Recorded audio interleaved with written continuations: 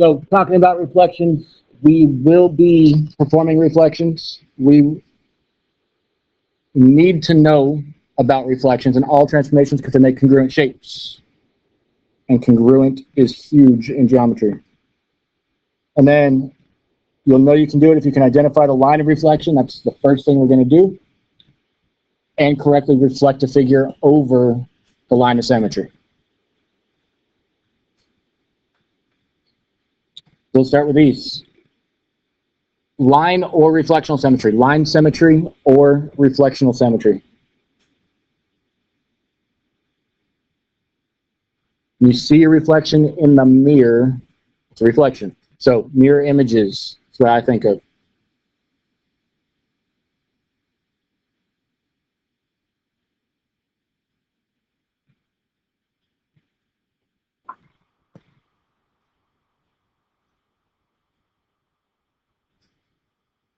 So I don't think this is new to anybody.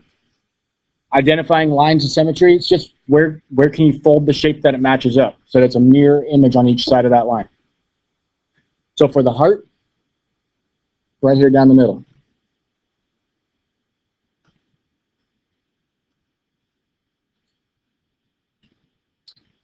The left side's the exact same as the right side. They're mirror images of each other. So on this symbol, there are two. You can go right down the middle of the slash or perpendicular to that.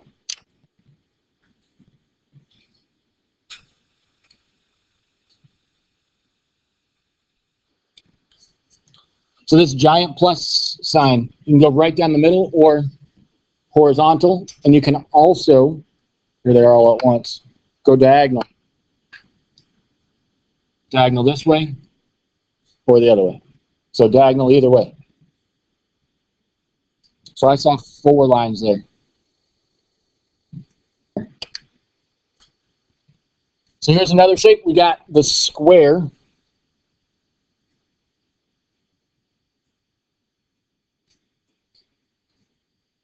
You can identify a couple of lines of symmetry here.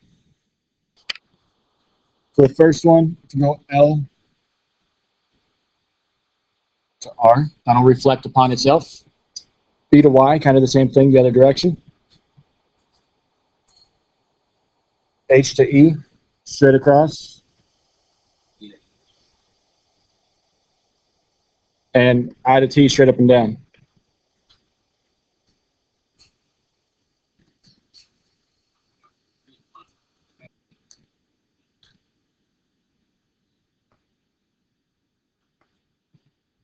So all a reflection is flipping all the points of the figure over a line.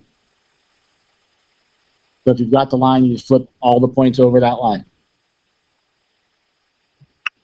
Now, this is important that the reflection is perpendicular, technically perpendicular bisected to each segment that joins the preimage to its image. So when you do these reflections, it's always going to be perpendicular over the line. Perpendicular over the line of reflection.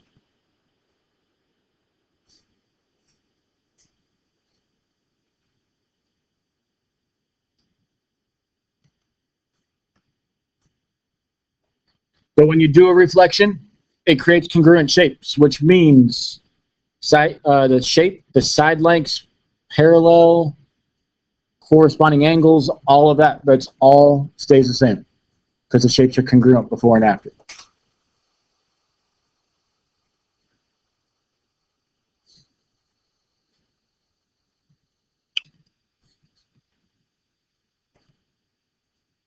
And things that are not preserved, things that change, the position and the orientation. So position is obviously different because it's on the other side of the line now. And orientation, that's going to be different because if the triangle was pointing to the right and you reflect, it's now pointing the other way. So instead of pointing to the right, it's pointing to the left, so the orientations all change.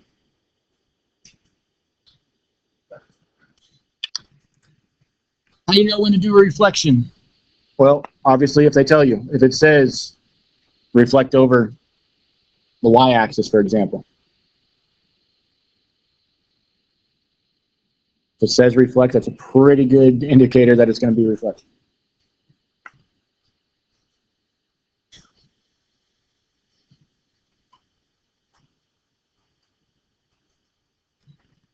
So they can also give you a mapping rule. We talked about those a little bit yesterday with translations. The mapping rule takes x and y, makes x negative. If you reflect over the y-axis, it makes the x negative, not the y. So if you kind of picture what's happening when you reflect over the y-axis right here, if you reflect over the y-axis, let's take this point. If we're reflecting over the y-axis, it's going over there. So it's got the same height. The y doesn't change, but the x changes from the positive side to the negative side, or vice versa.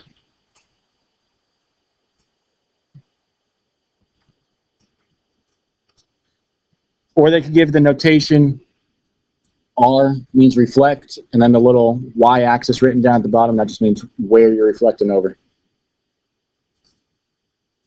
So all three of those mean reflect over the y-axis.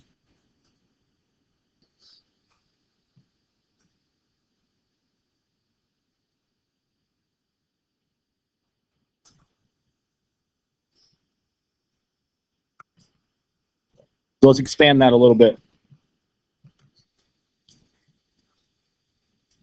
So we already talked about the reflect over the y-axis, it changes the x to a negative. If you reflect over the x-axis, it changes the y to a negative. And then these last two are a little bit harder. It's not as easy to demonstrate. You'll see it when we do some examples. But these last two, those are the rules for it. The x and the y switch. Or if it's y equals negative x, the x and the y switch, and they both turn negative.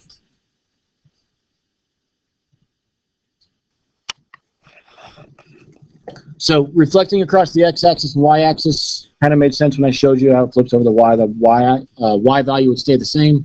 X changes positive to negative.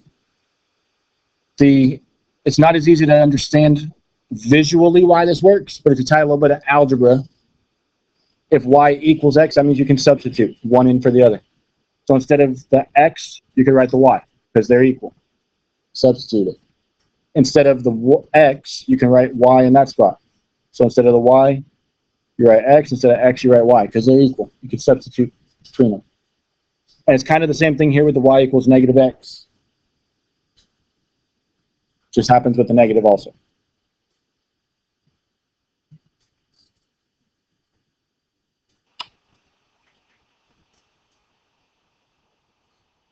So for x equals 0, we're already getting a little bit of a curveball. Because we didn't talk about x equals 0. We talked about x-axis, y-axis, y equals x, x equal, and y equals negative x. So x equals 0. Here's your x-axis. Here's 0 on your x-axis. If you drew that line, you're actually drawing in the y-axis. So x equals 0 really means y-axis.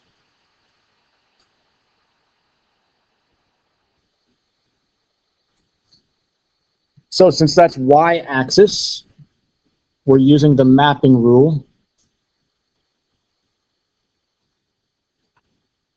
XY goes to,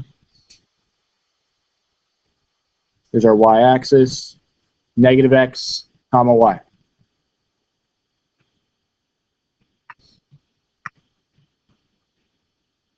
That's the rule for y-axis.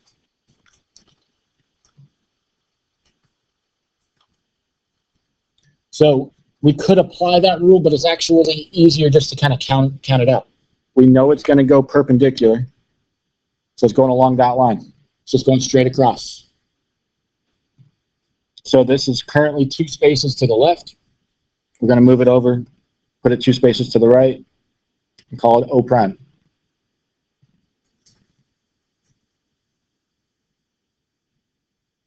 Same thing with x. X is 2 spaces to the left, you reflect it over, 2 spaces to the right.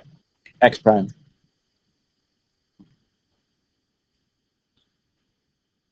B is a little bit further out than that.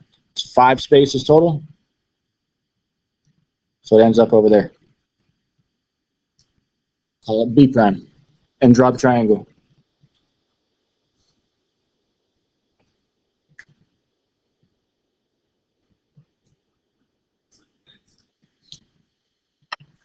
So tying this rule into the picture, since these are already negative x values, it flips over to the positive side. So that negative in the rule kind of just means change the sign. So you change the sign of the x coordinate, keep the y the same. All right, we're going to do another example of the same problem. Simon says y equals 0. X equals 0 was the y-axis. That means y equals 0 must be the x-axis. And that makes sense. Here's y, here's 0 on the y. It goes through that line. So this time we're flipping it down. So the rule for over the x-axis, xy, goes to x negative y.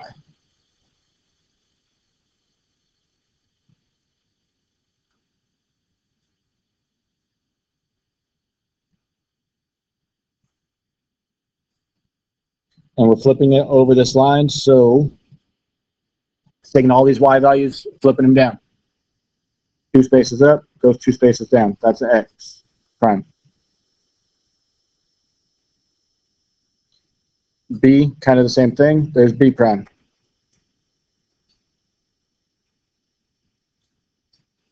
And then O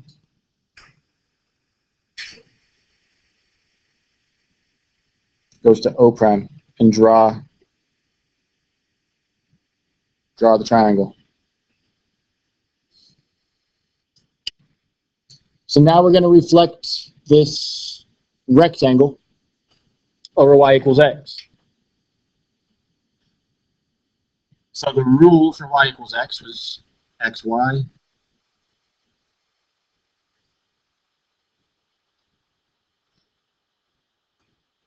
change goes to yx.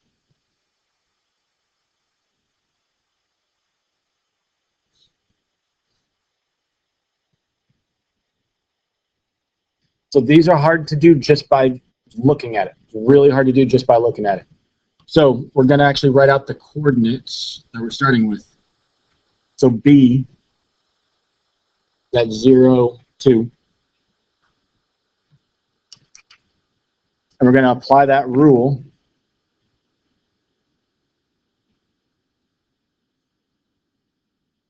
so that the coordinates change places. XY goes to YX. They change places.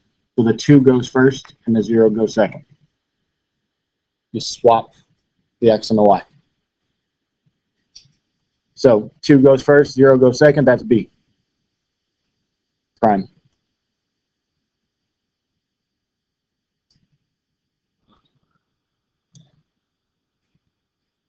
Do the same thing with O. That's over here at 4, 2. And that rule is just telling you to swap the X and the Y coordinate. So that goes to 2, 4.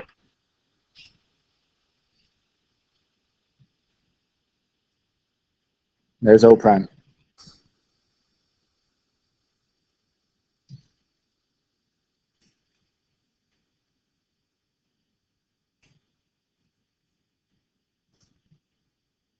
We're going to take A, which is 4, 0. The rule tells you to change the X and the Y. So that goes 0, 4 for A prime.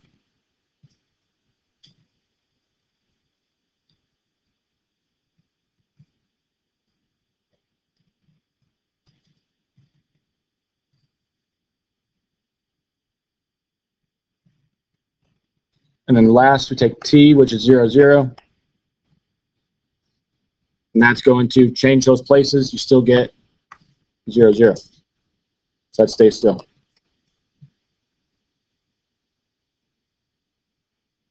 So you can draw your rectangle now.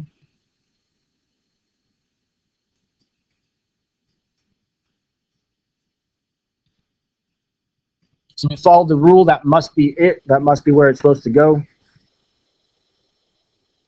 If we draw in the line y equals x, which is that diagonal line right there, I think it makes more sense. Now you can see the symmetry where it matches up. O was a little bit down and to the right of the line, and now it's up and to the left. A was kind of far down and to the right, so now it's kind of far up and to the left. T was actually on the line, so it doesn't go anywhere because it was already on the line. It doesn't move far away. And then B, you can see how it kind of swaps places.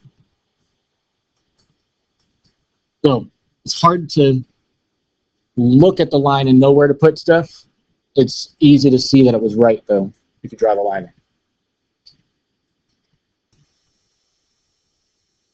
So if it's not an axis, I would always follow the rule. If it's not a, say, like over the y-axis or over the x-axis, use the rule, plug it in, and use the rule.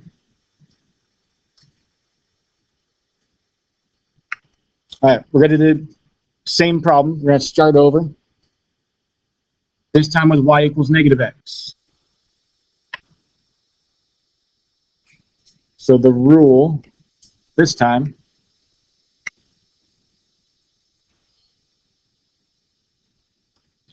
is that xy goes to negative y negative x. So that's our rule.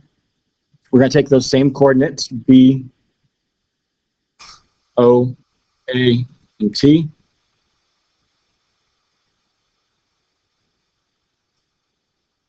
A is at 4, 0. O is at 4, 2.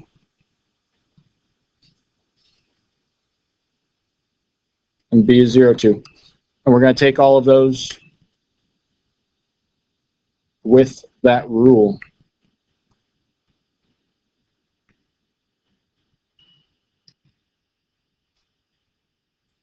So these negative signs on the rule, first of all, x and y change just like before, but these negative signs are going to change the signs to negatives.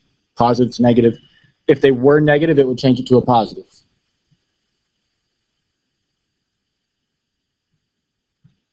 So good. So you swap them, change the sign, you get negative 2, 0.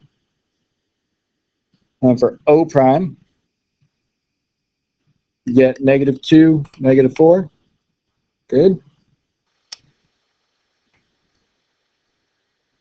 0, because you're swapping them, change the sign to a negative 4. Good.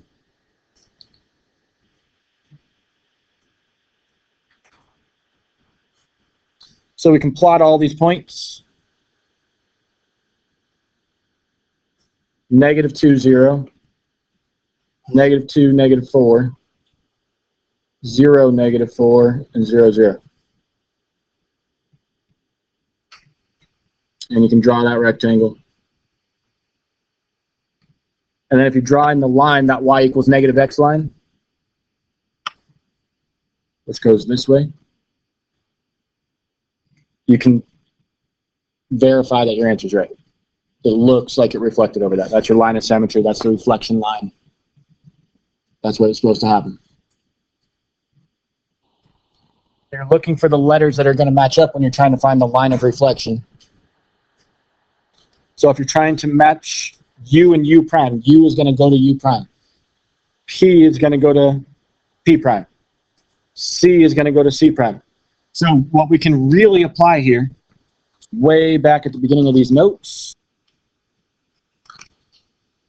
we said that we're flipping all the points over of a figure over a line such that the line of reflection is the perpendicular bisector to each segment joining the preimage and its image. So if you connect the preimage and the image, if we connect P to P prime, C to C prime, and U to U prime, our line of reflection is going to go through each of those in the middle. Bisect just means in the middle. Bisect means cut in half. If you connect all those points, all those lines, C to C prime,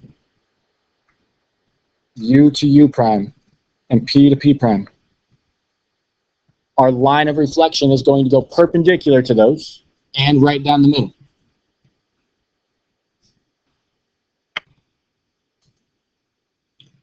So looking here between the P and the P prime,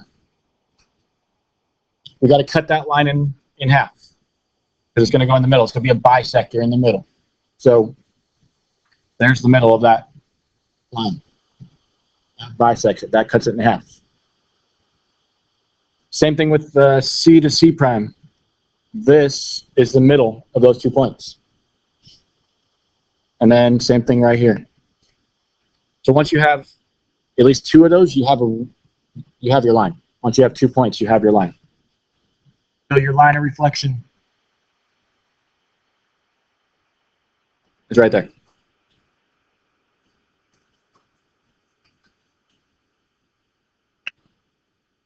So way back, like not that long ago, Algebra 1, you learned how to write the equation of that line.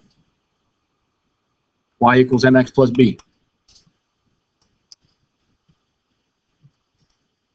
M's your slope, B is your y-intercept. So for this line, this purple line that we drew in there, the line of reflection, our y-intercept is right here. That's the 4. And our slope, this line's going up 1 over 1, up 1 over 1, all the way through. So the slope is 1. So it's 1x plus 4. Y equals x plus 4.